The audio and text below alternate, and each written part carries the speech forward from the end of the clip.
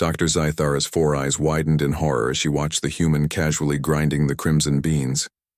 The xenobotanist's chitinous hands trembled as she consulted her scanner for the third time, the device's urgent red warnings flashing across her compound vision. "Captain Martinez," she chittered in her translated basic, "you must stop immediately. Those seeds contain methylxanthine compounds at lethal concentrations.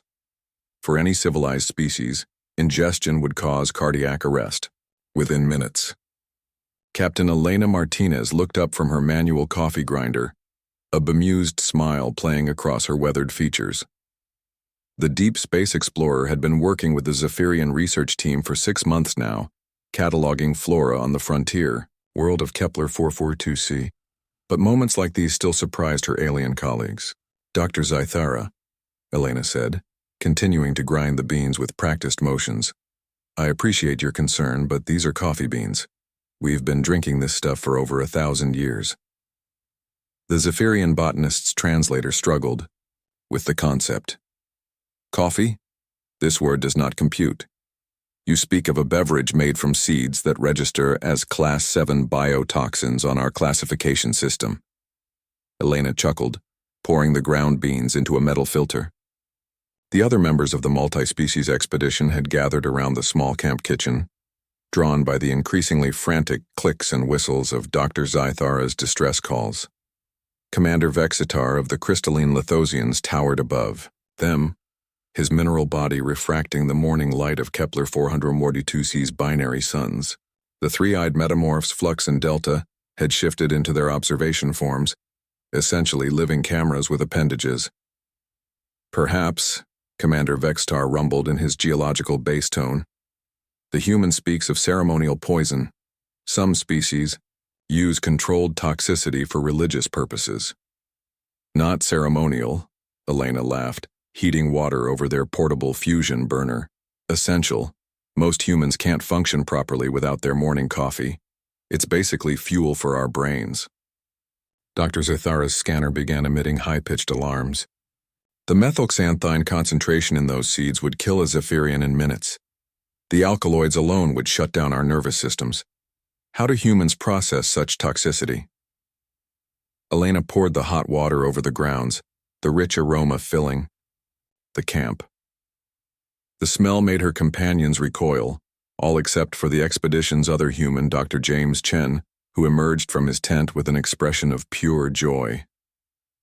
"Elena, you beautiful genius," James said, practically floating toward the brewing coffee. "I was starting to get withdrawal headaches." "Withdrawal?" Flux inquired, their form shifting to better analyze the human's neurochemistry. "You speak as if this toxin creates dependency." "It does," Elena admitted cheerfully, pouring the dark liquid into 2 metal cups. "We're basically drug addicts. Happy, functional drug addicts." The assembled aliens exchanged what could only be described as concerned glances, despite their vastly different sensory organs.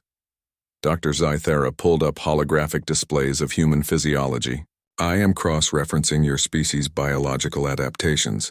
Your liver enzymes, they're unlike anything in the galactic database. You process toxins that would kill most sentient life."